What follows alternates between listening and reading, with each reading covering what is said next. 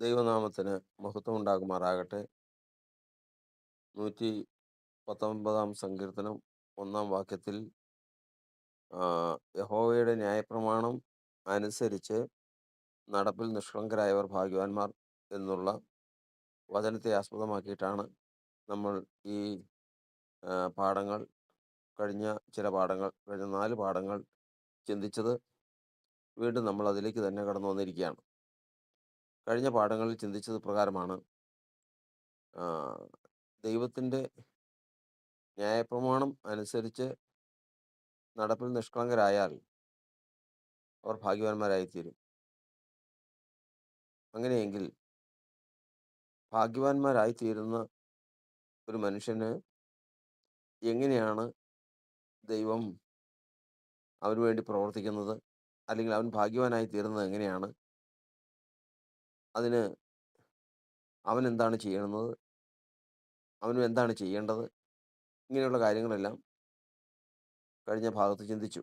അങ്ങനെ ചിന്തിച്ചപ്പോൾ രൂത്ത് ഭാഗ്യവതിയായി തീർന്നു, ദാവീദ് ഭാഗ്യവാനായി തീർന്നു, അങ്ങനെ നഥനയേൽ ഭാഗ്യവാനായി തീർന്നു. ദൈവത്തിൻ്റെ സന്നിധിയിൽ ദൈവഭക്തന്മാർ ഭാഗ്യം പ്രാപിച്ചവരാണ്. എന്നാൽ ആ ഭാഗ്യം, ഒരു കാര്യം നമ്മൾ മനസ്സിലാക്കി, ലോക മനുഷ്യനും ജഡമനുഷ്യനും തങ്ങൾക്ക് വന്നു കൂടുന്ന ഒരു പ്രത്യേക അനുഭവവും താൻ്റെ യോഗ്യതയുമായിട്ട് അതിനെ കണക്ക് കൂട്ടി ജീവിച്ചു പോകുന്നു. എന്തുകൊണ്ട് തനിക്ക് ആ ഭാഗ്യം കിട്ടിയെന്നോ, എന്തുകൊണ്ട് തനിക്ക് ആ അനുഗ്രഹം ലഭിച്ചുവെന്നോ അവൻ പിന്നീട് ചിന്തിക്കുന്നില്ല. അത് അവൻ്റെ അവകാശം എന്നുള്ള നിലയിൽ കഴിച്ച് മുൻപോട്ട് പോകുന്നു. അപ്പോൾ അങ്ങനെ ചിന്തിച്ചപ്പോൾ ഒരു കാര്യം മനസ്സിലാക്കി. ദൈവത്താൽ ഒരു അനുഗ്രഹം ഒരാൾക്ക്, അല്ലെങ്കിൽ ഒരു ഭാഗ്യം ഒരാൾക്ക് വരണമെങ്കിൽ അതിനു മുമ്പേ ദൈവം അവനെ രഹസ്യമായി സന്ദർശിച്ച് അവൻ്റെ ഉള്ളമറിഞ്ഞ് ആ ഉള്ളത്തിന് അവനിൽ ദൈവത്തിന് മുമ്പാകെ യോഗ്യനെന്ന് ദൈവം കണ്ടിരിക്കണം. അങ്ങനെയുള്ളവരെ മാത്രമേ ദൈവത്തിൻ്റെ ഭാഗ്യം അനുഭവിപ്പാൻ വേണ്ടി ഭൗതിക ജീവിതത്തിൽ കർത്താവ് വഴി തുറക്കുന്നുള്ളൂ. നഥനയേലിനെ കർത്താവ് രഹസ്യമായി സന്ദർശിച്ചു. അത്തിയുടെ ചുവട്ടിൽ ഇരിക്കുന്നത് കണ്ടു, നഥനയേൽ കണ്ടില്ല. ലോകത്തിൽ മറ്റാരും മനുഷ്യരും കണ്ടില്ല. ആ നോട്ടത്തിൽ നഥനയേൽ നിഷ്കളങ്കനാണെന്ന്, അല്ലെങ്കിൽ കപടമില്ലാത്തവനാണെന്ന് യേശു കണ്ടു. ആ യേശു തന്നെ പിന്നീട് ഒരു അവസരമൊരുക്കി നഥനയേലിനെ തൻ്റെ അടുക്കൽ കൊണ്ടുവന്നു. കർത്താവിൻ്റെ ശിഷ്യന്മാരിൽ മറ്റുള്ളവർ നഥനയേലിനോട് പറഞ്ഞ് യേശുവിൻ്റെ അടുക്കൽ കൊണ്ടുവന്നു. യേശു അവനെക്കുറിച്ച് സാക്ഷ്യം പറഞ്ഞു, ഇതാ സാക്ഷാൽ ഇസ്രായേലിൻ വരുന്നു, അവനിൽ കപടമില്ല എന്ന് സാക്ഷ്യവും പറഞ്ഞു. നഥനയേൽ ചോദിച്ചു, എന്നെ നീ എവിടെ വെച്ച് അറിയും? നമ്മൾ തമ്മിൽ കണ്ടിട്ടില്ലല്ലോ. അപ്പോൾ യേശു പറഞ്ഞു, നിന്റെ സഹോദരന്മാർ വന്ന് വിളിക്കുന്നതിന് മുമ്പ് നീ അത്തിയുടെ ചുവട്ടിലിരുന്നപ്പോൾ ഞാൻ നിന്നെ കണ്ടു. അപ്പോൾ യേശു കണ്ടതാണ്, ആ യേശു നോക്കി കണ്ടെത്തിയതാണ് കളങ്കമില്ലാത്ത, കപടമില്ലാത്ത നഥനയേലിനെ. അതുകൊണ്ടാണ് ഭൗതിക ജീവിതത്തിൽ സഹോദരന്മാരെ വിട്ട്, അല്ലെങ്കിൽ സഹോദരന്മാർക്ക് നഥനയേലിനോട് സംസാരിക്കണമെന്ന് തോന്നി, യേശുവിനെക്കുറിച്ച് അറിയിക്കണമെന്ന് തോന്നി. അങ്ങനെ നഥനയേലിനെ യേശുവിൻ്റെ അടുക്കൽ കൊണ്ടുവന്നു. അത് വന്നപ്പോൾ അതൊരു ഭാഗ്യമായിട്ട് കാണുന്നവർക്കും ലോകമനുഷ്യനും തോന്നിയെങ്കിലും അതിൻ്റെ അടിസ്ഥാന കാര്യം, അതിനു മുമ്പേ നഥനയേലിനെ ദൈവം സന്ദർശിച്ച് അവന് യോഗ്യനെന്ന് കണ്ടിരുന്നു. ഇതുപോലെ തന്നെ രഹസ്യമായി സന്ദർശിച്ച് ദാവീദിനെ യോഗ്യനെന്നും ദാവീദിന്റെ ജ്യേഷ്ഠനായ ഏലിയാബിനെ യോഗ്യനല്ല എന്നും കണ്ടു.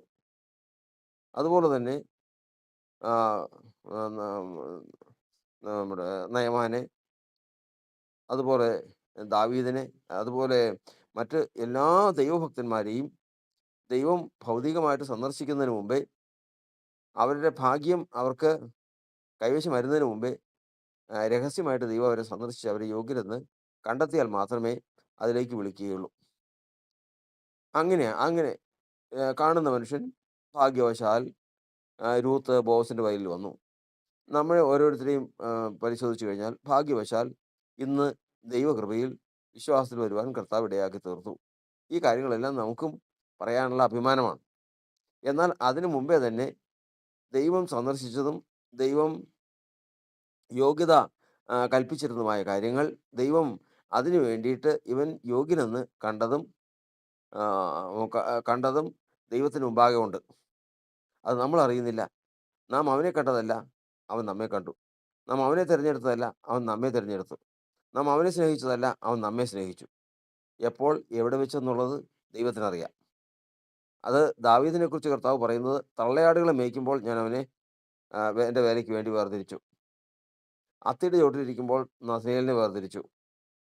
സ്വപ്നത്തിൽ സ്വപ്നത്തിൽ ആ, മറ്റ് ഭക്തന്മാരെ വേർതിരിച്ചു. ഇങ്ങനെ ഓരോരുത്തർക്കും അതിൻ്റെതായ സമയവും ആ സന്ദർഭവും ദൈവം കുറിച്ച് വെച്ചിട്ടുണ്ട്. എന്നാൽ മറ്റൊന്നു കൂടി നമ്മൾ ചിന്തിച്ചിട്ട് വേണം അടുത്ത ഭാഗത്തേക്ക് കിടക്കാൻ. മറ്റൊന്നു കൂടി എന്ന് പറയുമ്പോൾ മനുഷ്യന് ലഭിക്കുന്ന ഭാഗ്യത്തെക്കുറിച്ച് ആണല്ലോ നമ്മൾ ചിന്തിക്കുന്നത്.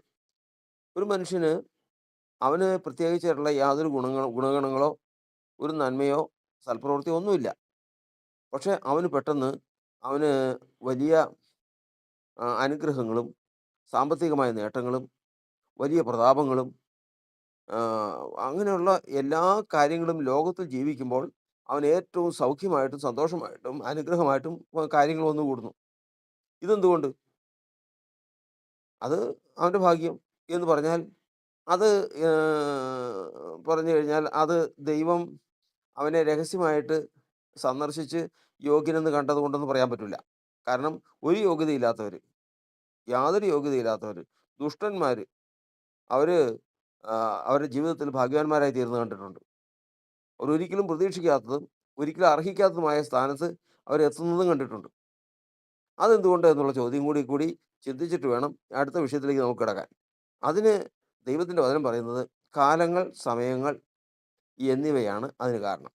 എന്ന് പറഞ്ഞാൽ ജാതികളുടെ ഇടയിൽ മാസാന്തരം നോക്കുന്നവരും നക്ഷത്രം നോക്കുന്നവരും നക്ഷത്ര രാശികളുടെ സ്വാധീനം നോക്കുന്നവരും എല്ലാം ഉണ്ട്. ഇത് ലോകത്തിൽ ജനിക്കുന്ന എല്ലാ മനുഷ്യർക്കും ബാധകമാണ്.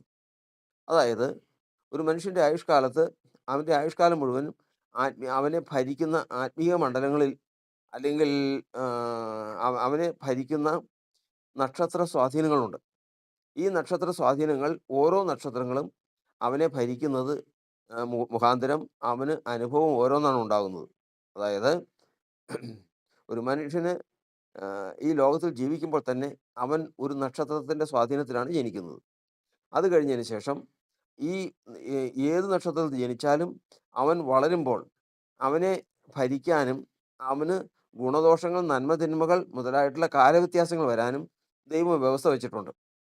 ആ വ്യവസ്ഥ അനുസരിച്ച് ചിലർക്ക് 1 വർഷം, ചിലർക്ക് 2 വർഷം, ചിലർക്ക് 1 മാസം, ചിലർക്ക് 6 വർഷം, ചിലർക്ക് 10 വർഷം, 18 വർഷം ഇങ്ങനെയുള്ള വിവിധ കാലയളവുകളിൽ മനുഷ്യർക്ക് ഗുണദോഷങ്ങൾ വരുവാൻ വേണ്ടി ദൈവം ഈ ലോകത്ത് ആകാശ സൈന്യത്തിൻ്റെ സ്വാധീനം മനുഷ്യരിലാക്കി വെച്ചിട്ടുണ്ട്. ഇങ്ങനെ മനുഷ്യരിൽ ഉള്ള ഈ സ്വാധീനത്താൽ മനുഷ്യനുണ്ടാകുന്ന കാലവ്യത്യാസങ്ങൾ അവൻ യാതൊരു നന്മയും ചെയ്തിട്ടാകണമെന്നില്ല. അവന് ഈ ലോകത്തിൽ ജീവിക്കുമ്പോൾ ദൈവം അവന് ചെയ്തു കൊടുത്തിട്ടുള്ളതാണ്. അത് ജാതികൾക്കും കൊടുത്തിട്ടുണ്ട്, വിശ്വാസികൾക്കും കൊടുത്തിട്ടുണ്ട്, സകല മാനവരാശിക്കും കൊടുത്തിട്ടുണ്ട്. അതായത് ആ അതിനെക്കുറിച്ച് ആധാരമായിരിക്കുന്ന ഒരു വചനം വായിച്ച് നമ്മൾ ചിന്തിക്കുമ്പോഴാണ് അത് വ്യക്തമായിട്ട് നമുക്ക് മനസ്സിലാകുന്നത്. സഭാപ്രസംഗിയുടെ പുസ്തകം 9-ാം അധ്യായത്തിൻ്റെ 11-ാം വാക്യത്തിൽ പ്രകാരം എഴുതിയിരിക്കുന്നു: പിന്നെയും ഞാൻ സൂര്യന് കീഴെ കണ്ടത്, വേഗതയുള്ളവർ ഓട്ടത്തിലും വീരന്മാർ യുദ്ധത്തിലും നേടുന്നില്ല. ജ്ഞാനികൾക്ക് ആഹാരവും വിവേകികൾക്ക് സമ്പത്തും സാമർഥ്യമുള്ളവർക്ക് പ്രീതിയും ലഭിക്കുന്നില്ല. അവർക്കൊക്കെയും കാലവും ഗതിയും അത്രേ ലഭിക്കുന്നത്. മനുഷ്യൻ തൻ്റെ കാലം അറിയുന്നില്ലല്ലോ. അപ്പോൾ ഇവിടെ വാക്യത്തിൽ എഴുതിയിരിക്കുന്നത് പ്രകാരമാണ്, മനുഷ്യന് കാലവും ഗതിയുമുണ്ട്. ഇവിടെ എഴുതിയിരിക്കുന്നത് വേഗതയുള്ളവർ ഓട്ടത്തിൽ നേടുന്നില്ല എന്ന് പറഞ്ഞാൽ വേഗത ഞാൻ ഇവിടുത്തെ ഇന്ന് ലോകത്തിലെ ഏറ്റവും വേഗതയുള്ള മനുഷ്യൻ, ഓട്ടത്തിൽ വേഗതയുള്ള മനുഷ്യൻ ആരാണെന്ന് ചോദിച്ചു കഴിഞ്ഞാൽ അതിന് ഈ ലോകത്തിന് പറയാൻ ഒരാളുണ്ട്. ആ ആള് എന്ന് പറയുന്നത് ഇപ്പോൾ പാശ്ചാത്യ നാടുകളിൽ ഏതോ ഒരു വ്യക്തിയുടെ പേരാണ് ഓട്ടത്തിൽ ഒന്നാമനായിട്ട്. ആഹ്, ആഹ്, 100 മീറ്റർ ഓട്ടം, 200 മീറ്റർ ഓട്ടം, അങ്ങനെയുള്ള വിവിധമായിട്ടുള്ള അകലങ്ങളിലുള്ള ഓട്ടത്തിൽ ഏറ്റവും സമർത്ഥനെന്ന് പറയുന്നത് ഇന്ന് ലോകം കണക്കുകൂട്ടി അളന്ന് വെച്ചിരിക്കുന്ന ഒരാളുണ്ട്. പക്ഷേ ആ മനുഷ്യൻ ആകണമെന്നില്ല. ആ മനുഷ്യനേക്കാൾ എത്രയോ ശക്തമായിട്ട് ഓടാനും അത് മിടുക്കന്മാരും വേഗതയുള്ളവരും ഈ ലോകത്തുണ്ട്. പക്ഷേ അവർക്കൊന്നും ഇവിടെ വരാനുള്ള ഭാഗ്യമില്ല. കാരണം ഇവിടെ എഴുതിയിരിക്കുന്നത് വേഗതയുള്ളവർ ഓട്ടത്തിൽ നേടുന്നില്ല. കാരണം സമയം നല്ലതല്ലെങ്കിൽ ഒരു ചില നാളുകൾക്ക് മുമ്പ് ഒരു ദാരുണമായ സംഭവം ഉണ്ടായതാണ്. ഏറ്റവും ശക്തമായിട്ട് സ്പീഡിൽ ഓടിയ ഒരു സ്ത്രീ. അവര് ഒരുമിച്ച് ഓടിക്കൊണ്ടിരിക്കുമ്പോ അവര് ആ എഡ്ജിൽ ഫിനിഷിംഗ് പോയിന്റിൽ എത്തുന്നതിന് മുമ്പ് അവരെ കാലൊന്ന് തെറ്റി. ഒരു ശകലം കാല് തെറ്റി. അതില് അവര് പുറകോട്ട് പോയി. വേറൊരാള് നേടി. വേറൊരു സന്ദർഭത്തില് ഒരു മനുഷ്യൻ ഏറ്റവും സ്പീഡിൽ ഓടി. അദ്ദേഹത്തിന്റെ പുറകെ എത്താൻ ഒരാളും ഇല്ലായിരുന്നു. പക്ഷേ ഒരു ശകലം ട്രാക്ക് തെറ്റിപ്പോയി. ഒരു ട്രാക്കിന്റെ ഒരു വശത്തേക്കൊന്ന് കാല് തെറ്റിപ്പോയി. അവന് കിട്ടിയില്ല. അപ്പോ വേഗതയുള്ളവരല്ല ഓട്ടത്തിൽ ജയം നേടുന്നത്. ജയം നേടുന്നത് ഭാഗ്യമുള്ളവരാണ്. ആ ഭാഗ്യത്തെക്കുറിച്ചാണ് ഇവിടെ പറഞ്ഞിരിക്കുന്നത്. കാലം നല്ലവരായിരിക്കുന്നവര്. സമയം നല്ലവരായിരിക്കുന്നവര്. അതുകൊണ്ടാണ് ജാതികളിൽ പറയുന്നത് അവന്റെ സമയം അതാ. അവന്റെ കാലം അതാ. അവന് അവന് അവന്റെ സമയമെന്ന് പറഞ്ഞു കഴിഞ്ഞാൽ ഇപ്പൊ അങ്ങനെയൊരു സമയത്താണ് അവൻ ജീവിക്കുന്നത് എന്ന് പറയുന്നത്. കർത്താവിന് സ്തോത്രം. അപ്പോ അവന്റെ ഭാഗ്യം എന്ന് പറയുന്നത് നക്ഷത്ര രാശികളുടെ സ്വാധീനത്താൽ മനുഷ്യനുണ്ടാകുന്ന നന്മ. അത് അങ്ങനെയുള്ള ഭാഗ്യത്തിന് കാരണം കാലമാണ്. അടുത്തത് വീരന്മാർ യുദ്ധത്തിൽ നേടുന്നില്ല. എത്രയോ യോദ്ധാക്കള്, എത്രയോ മിടുക്കന്മാര് ഈ ലോകത്തിൽ യോദ്ധാക്കളായിട്ടുണ്ട്. പക്ഷേ അവരൊന്നും നേടുന്നില്ല. ഇപ്പോ ദാവീദും ഗോലിയാത്തുമായിട്ട് യുദ്ധം ചെയ്തു. ദാവീദും ഗോലിയാത്തുമായിട്ട് യുദ്ധം ചെയ്തപ്പോ ഗോലിയാത്തിന്റെ ഒരു കൈയുടെ ബലം ഒരുപക്ഷേ ദാവീദിനുണ്ടായിരിക്കില്ല. അത്രയേറെ ശക്തനാണ്. ഉം. ആ ഗോലിയാത്തിന്റെ നെറ്റിയില് കല്ല് പതിക്കത്തക്കവണ്ണം ഒരു സ്ഥലം ഒഴിഞ്ഞ് കിടക്കുന്നില്ലായിരുന്നെങ്കിൽ, അവിടെയും കൂടി കവർ ചെയ്തിട്ടുണ്ടായിരുന്നെങ്കിൽ, ദാവീദിന്റെ പ്രവൃത്തി എങ്ങനെയാവും? ദാവീദ് എവിടെയായിത്തീരും? അതൊന്നും നമുക്ക് ആഹ്, ച് ക കൃത്യമായിട്ട് ഉത്തരം കിട്ടുന്ന വിഷയങ്ങളല്ല. ഇവിടെ ഒരു കാര്യത്തിൽ നമ്മൾ ചിന്തിക്കുന്നത് ഇതാണ്. എത്ര വീരനായാലും അവൻ യുദ്ധത്തിൽ ജയിക്കണമെന്നില്ല. സമയം നല്ലതാണെങ്കിൽ അവൻ യുദ്ധത്തിൽ അവൻ ജയിക്കണ്ട, അവൻ ചെയ്യണ്ട, അവൻ ചെയ്തില്ലെങ്കിലും അവൻ ജയിക്കും. സമയം മോശമാണെങ്കിൽ എത്ര മിടുക്കനായാലും അവൻ ജയിക്കണമെന്നില്ല. അപ്പൊ അവന്റെ ഭാഗ്യം അവന് കൈവശമല്ലെന്നർത്ഥം. അടുത്തത് ജ്ഞാനികൾക്ക് ആഹാരവും വിവേകികൾക്ക് സമ്പത്തും സാമർഥ്യമുള്ളവർക്ക് പ്രീതിയും ലഭിക്കുന്നില്ല. ജ്ഞാനമുള്ളവർക്ക് ആഹാരമില്ല. എത്രയോ മിടുക്കന്മാര്, എത്രയോ എത്രയോ ജ്ഞാനമുള്ളവർ നടക്കുന്നു. പക്ഷേ അവരെല്ലാം ഭക്ഷണം കഴിക്കാനുള്ള നിവൃത്തിയില്ലാതെ നടക്കുന്നവരുണ്ട്. അപ്പൊ ജ്ഞാനം അത്രയേറെ ഉണ്ടെങ്കിലും സമയം നല്ലതല്ലെങ്കിൽ അവൻ പട്ടിണി കൊണ്ട് കിടന്ന് നശിക്കാന്നുള്ളതല്ലാതെ വേറൊരു വിശേഷവുമില്ല. അതുപോലെ തന്നെ വിവേകികൾക്ക് സമ്പത്തില്ല. വിവേകത്തോടെ കൂടി ജീവിക്കാൻ അവനറിയാം. പക്ഷേ സമ്പത്തുണ്ടാവുന്നില്ല. കാരണം ദൈവത്തിന്റെ അനുഗ്രഹത്താലേ സമ്പത്തുണ്ടാവുകയുള്ളൂ. അപ്പൊ ഇവർക്കൊന്നും ആ കാര്യം സാധിക്കുന്നില്ല. അതുപോലെ തന്നെ സാമർഥ്യമുള്ളവർക്ക് പ്രീതിയും ലഭിക്കുന്നില്ല. ആ ഈ ലോകത്തിൽ ഈ ലോകത്തുള്ള സകല മനുഷ്യരാലും മാനിക്കപ്പെടത്തക്കവണ്ണമുള്ള സാമർഥ്യമുള്ളവരുണ്ട്. കഴിവുള്ളവരുണ്ട്. ആ കഴിവുള്ളവരുണ്ട്. പക്ഷേ അവർ ഒന്നുമല്ലാത്ത നിലയില്, ഒരു ആരും ശ്രദ്ധിക്കാത്ത നിലയില് അവരെല്ലാം തള്ളിക്കളഞ്ഞിട്ടിരിക്കുന്നത് കാണാം. കാരണം അവരുടെ സമയം മോശമാണ്. ഇവർക്കൊക്കെയും നന്മ ലഭിക്കണമെങ്കിൽ എന്ത് വേണം? സമയം നന്നായിരിക്കണം. കാലം നന്നായിരിക്കണം. സമയങ്ങളും കാലങ്ങളും നല്ലതാണെങ്കിൽ അവന് ഇതൊക്കെയും ലഭിക്കും. അവന് ലഭിക്കും. അവൻ വീരനല്ലെങ്കിലും ജയിക്കും. ഓടാൻ മിടുക്കനല്ലെങ്കിലും ഓട്ടത്തിൽ ഏറ്റവും വലിയ ഓട്ടമുള്ളവനെന്ന് അവനെ കണക്ക് കൂട്ടും. ജ്ഞാനമില്ലെങ്കിലും അവന് ഭക്ഷണം കിട്ടും. വിവേകമില്ലെങ്കിലും വിവേകം ഇല്ലെങ്കിലും അവന് സമ്പത്ത് കിട്ടും. സാമർഥ്യമില്ലെങ്കിൽ തന്നെയും അവൻ എല്ലാവരോടും അംഗീകരിക്കപ്പെടും. കാരണം അത് ഭാഗ്യമാണ്. എന്തിനാലുള്ള ഭാഗ്യം? എന്തിനാലുള്ള ഭാഗ്യം? ദൈവം അവനെ ആത്മീയ മണ്ഡലങ്ങളിൽ നോക്കി അവനെ അംഗീകരിച്ചിട്ടുള്ള ദാവീദിനെ പോലെയും നഥനയേലിനെ പോലെയുള്ള ഭാഗ്യമല്ല. പിന്നെയോ നക്ഷത്രങ്ങളുടെ സ്വാധീനത്തിൽ അവനുണ്ടാകുന്ന കാലവ്യത്യാസത്തിലുണ്ടാകുന്ന മാനമാണ്, ഭാഗ്യമാണ് അവന് കിട്ടുന്നത്. ആ ഭാഗ്യം എന്ന് പറയുന്നത് കാലവ്യത്യാസം വരുമ്പോൾ അതങ്ങ് നീങ്ങിപ്പോവും. അത് നിലനിൽക്കുന്നതല്ല. അതുകൊണ്ട് ലോകത്തിൽ ഭാഗ്യം എന്ത് എന്ന് നമ്മൾ അറിയണമെങ്കിൽ ഇപ്പോൾ 2 തരത്തിൽ നമ്മൾ പഠിച്ചു. ഒന്ന്, രഹസ്യമായി കാണുന്ന ദൈവം ഹൃദയത്തെ നോക്കി ആത്മീക ദൃഷ്ടി കൊണ്ട് മനുഷ്യനെ നോക്കി അവൻ യോഗ്യനെന്ന് എണ്ണി ഭൗതിക ജീവിതത്തിൽ അവന് വഴി തുറന്ന് അവനെ ഭാഗ്യവാനാക്കി തീർക്കുന്ന ഒന്ന്.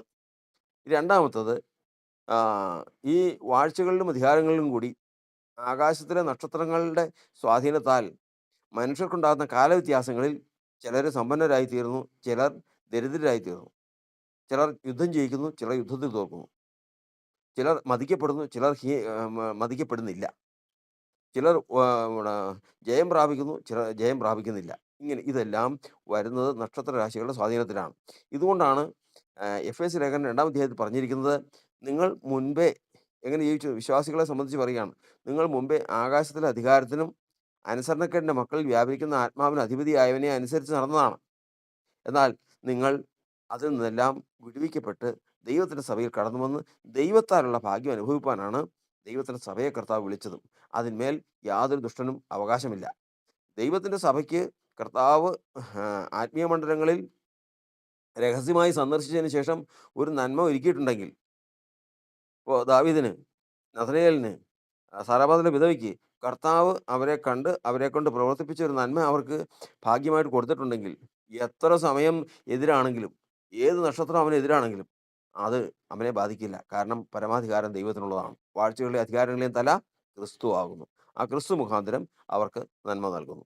ഇങ്ങനെ ഭാഗ്യത്തെക്കുറിച്ച് പ്രാരംഭമായിട്ട് നമ്മൾ അറിഞ്ഞിരുന്നാൽ മാത്രമേ നമുക്ക് ദൈവത്തിൻ്റെ വചനത്തിൻ്റെ പ്രവർത്തനം ഒരു മനുഷ്യനിൽ, സാധാരണ മനുഷ്യനിൽ എങ്ങനെയായിരിക്കുമെന്ന് ബോധ്യപ്പെടുകയുള്ളൂ. അതുകൊണ്ട് കർത്താവിൻ്റെ സന്നദ്ധയിൽ നാം ഓർക്കേണ്ടത്, ദൈവമേ, ഞാൻ ഭാഗ്യവാനാകത്തക്കവണ്ണം എന്നെ സന്ദർശിച്ച് എന്നെ കർത്താവെ ആ ഭാഗ്യ പദവിയിലേക്ക് ഒരുക്കണം. ഇത് നമ്മുടെ പ്രാർത്ഥനയാണെങ്കിൽ നിശ്ചയമായിട്ടും ദൈവം അനുഗ്രഹിക്കുകയും നമ്മുടെ മേൽ ശത്രുവിന് യാതൊരു സ്വാധീനമില്ലാതെ തന്നെ നമ്മെ കർത്താവ് ഭാഗ്യവാനാക്കുകയും ചെയ്യും.